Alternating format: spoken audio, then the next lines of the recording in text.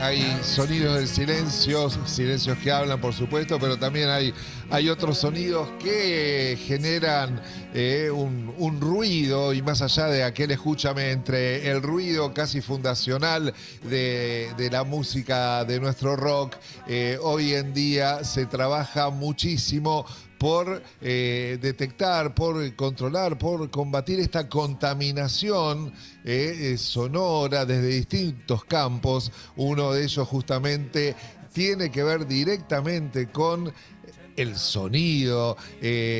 Hay una carrera hermosa que es la de ingeniería en sonido. Tengo un amigo que la está cursando y me dijo lo difícil que es, porque es completísima y aprenden matemática, todo lo que tiene que ver con nuestra cultura. Va mucho más allá no sé, de un compresor, de un ecualizador paramétrico de más o menos 3 dB.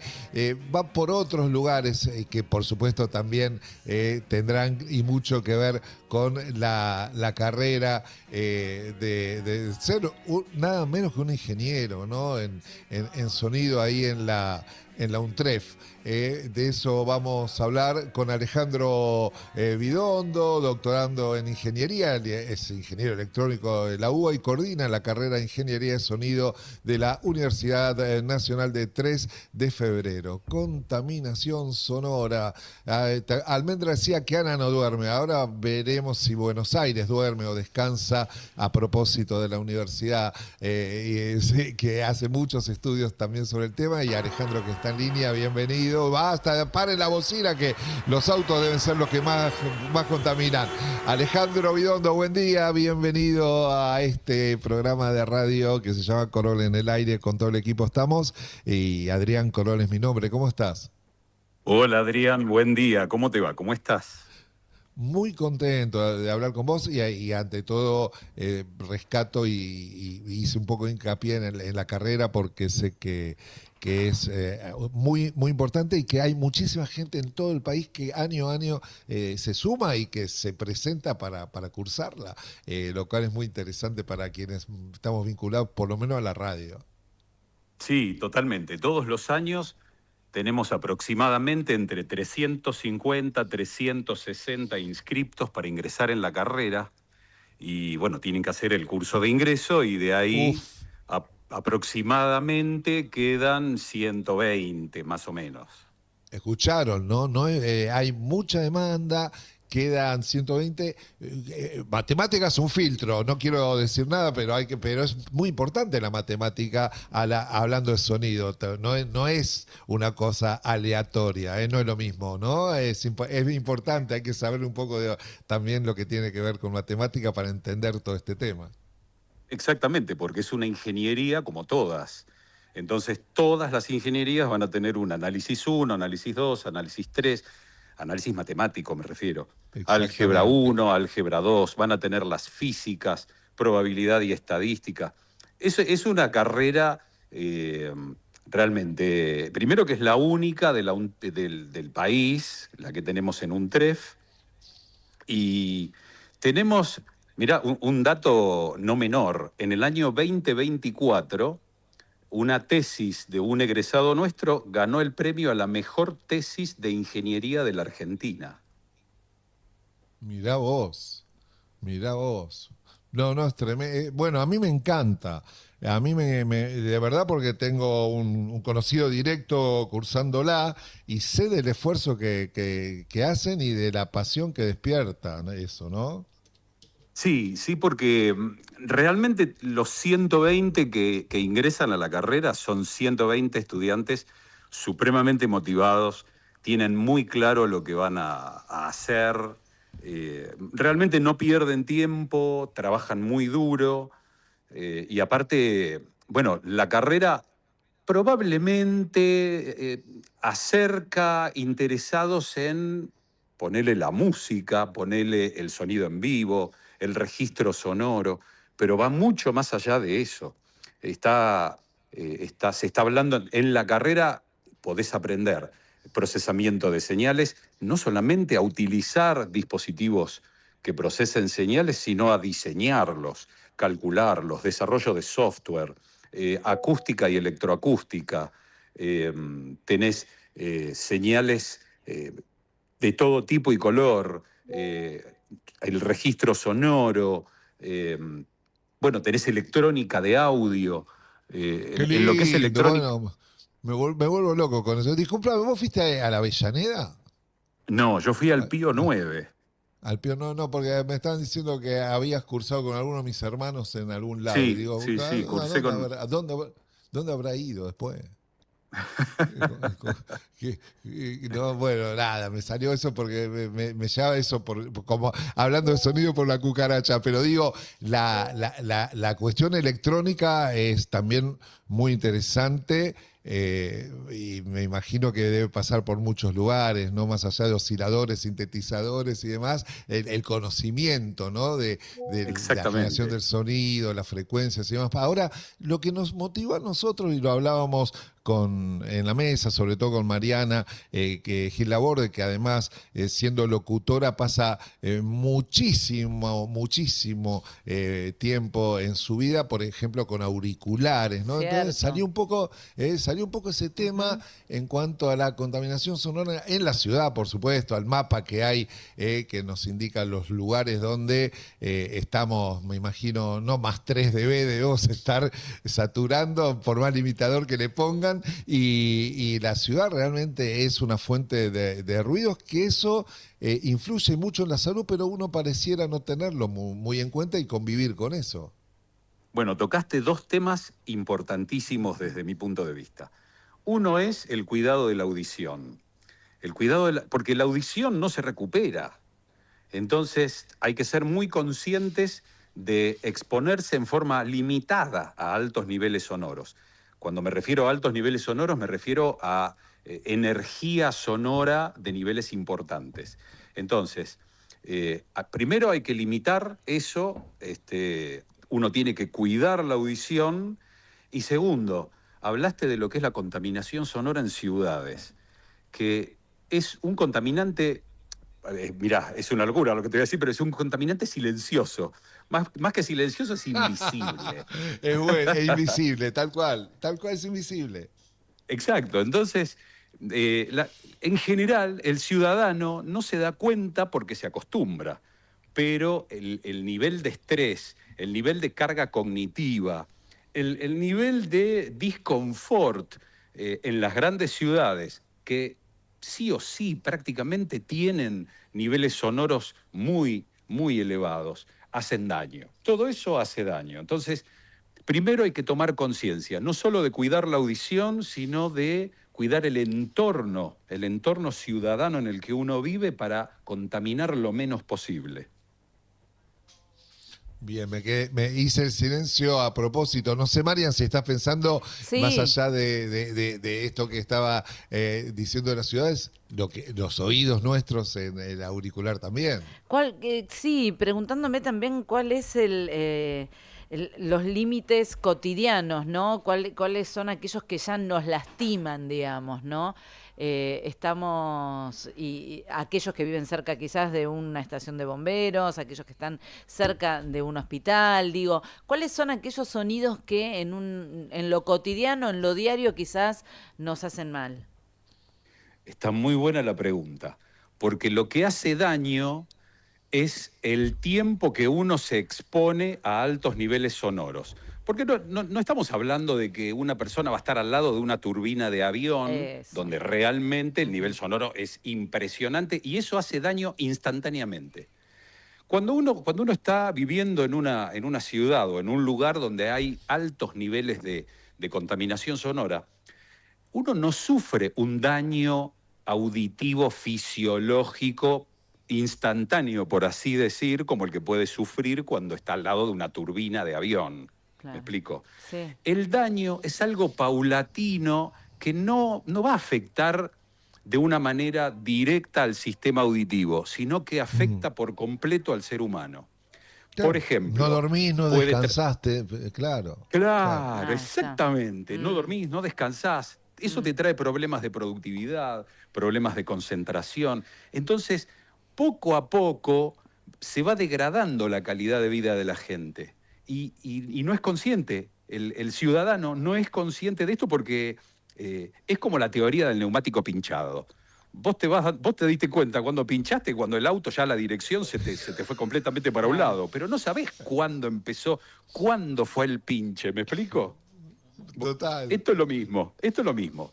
Una persona vive en un entorno cargado de gran cantidad de energía sonora y al tiempo se empieza a sentir mal, la productividad baja, empieza a hablar cada vez más fuerte. El que está al lado habla más fuerte todavía con su interlocutor porque no escucha, porque cada vez hay más ruido. Esto se va haciendo una bola de nieve, hasta que vivimos inmersos en una nube de ruido que no podemos detener. Y esto es súper importante, esto prácticamente es una idea muy, muy novel. En general, las normativas en el mundo, lo que están asociando es la molestia al ruido en directa relación con el nivel sonoro. Y en realidad la molestia se da por la carga cognitiva que sufre el cerebro frente a la presencia de un ruido. O sea, el ruido puede no tener un alto nivel sonoro, pero generar en el oyente una carga cognitiva muy importante. Lo desconcentra y lo vuelve a concentrar, y eso conlleva claramente una pérdida de productividad. Entonces, por ahora estamos con normativas que miden solamente el nivel sonoro. Yo creo que en un futuro vamos a estar valorando la carga cognitiva que genera la presencia de ruido en los ciudadanos o en la persona que puede estar afectada por un ruido trascendente. Bien, o sea, hoy estamos atentos por decirlo de alguna manera, al alto volumen, Correcto. no sé, en decibeles, no tanto a la frecuencia, por decir una cosa, a la modulación o a lo que es el sonido por ahí constante. A mí me pasa, y a mucha gente le pasará, naciendo en la ciudad, viviendo mucho en la ciudad, poder ir a vivir a lugares donde no hay esa contaminación sonora, y es lo primero que notás. También cuando alguien se da vacaciones o un día de campo a un lugar tranquilo, lo primero que nota, dice, es ese silencio, y suele aparecer la frase, me aturde ese silencio, o me sorprendió el silencio, y te fuiste de la ciudad simplemente. Sí, es así, y es maravilloso encontrar paz sonora. Claro. Eso es maravilloso, porque en las grandes ciudades hay un contenido, digamos, de frecuencias que son los graves. Los graves, hay un rumble en la ciudad que nos acostumbramos. Hay que masterizar. Claro, que totalmente. Entonces, cuando vos vas a algún lugar donde ese rumble no existe, uy, pero se siente maravilloso, se puede descansar de otra manera, se puede vivir de otra manera. Y eso yo creo que es lo que están capitalizando las ciudades que tienen un alto contacto con la naturaleza, una población dispersa, no muy concentrada, al contrario de lo que son las grandes ciudades, ¿no? Es muy interesante. Y en la calle se nota mucho también, muchas veces lo que tiene que ver con obras, construcción. La gente, obviamente, laburando tiene que laburar, y vos ves que tienen su protección para determinadas herramientas, su protección justamente en los oídos, pero por ahí vos pasás por al lado y te hace bolsa, ¿no?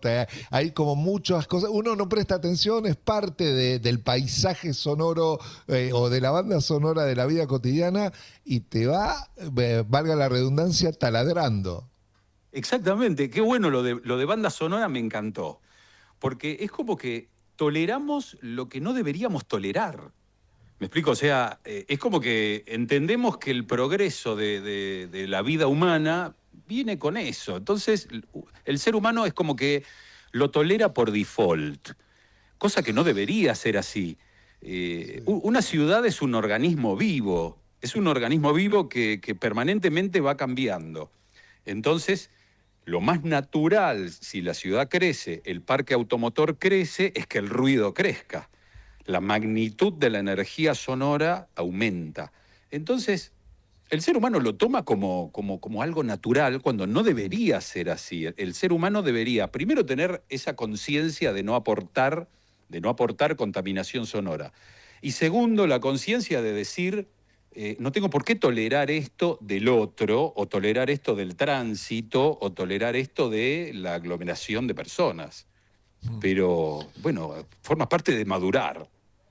Sí, sí, sí. Nuestro operador, Fernando Ponte, operador que además está detrás de la consola, escucha todo el tiempo, por algo tiene ciertas protecciones respecto a la cantidad de horas y demás, ¿no? En sus trabajos, pero en una época era el típico que salía de la radio cuando se usaban los pasacassettes grandes y se iba en el tren escuchando a todo volumen, pero no solo eso, el tema era lo que escuchaba en los cassettes que ponía, porque eso también de alguna manera contamina, pero más allá de la broma, en cuanto a los auriculares y todo, pasa por la cantidad de horas, pasa por si es el tipo de auricular, ¿hay algo de eso en cuanto a quienes laburamos con auriculares?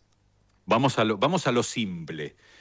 Primero, la cantidad de horas que se pasa que la persona, el usuario pasa con los auriculares con sonido en ellos. Claro. Segundo, el grado de aislamiento para aquellos que van caminando en la calle, digamos que sufren de aislamiento respecto del entorno.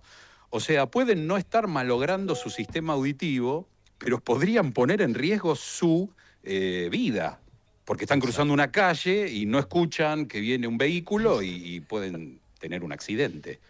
Y tercero, aquellas personas que pueden limitar la cantidad de horas de uso de auriculares, que los usan en un entorno seguro, en donde no pueden llegar a tener o no van a tener un accidente, como ser caminar por la calle, esa gente debería controlar el nivel sonoro que está reproduciendo dentro de los auriculares.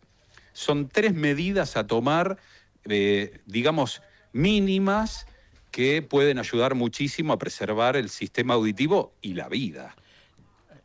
Adrián, le quería consultar cómo le va. Horacio Marmurek te saluda. Hola Horacio, ¿cómo te va? Bien, bueno, hablábamos de los auriculares. Ahora hay esta novedad de los últimos años que son los auriculares que cancelan ruidos, que supuestamente nos dejan con mayor presencia de lo que escuchamos. Eso en detrimento también, digo, de nuestra audición, ¿va? No. Lo que sí va es a aislarte más aún del entorno.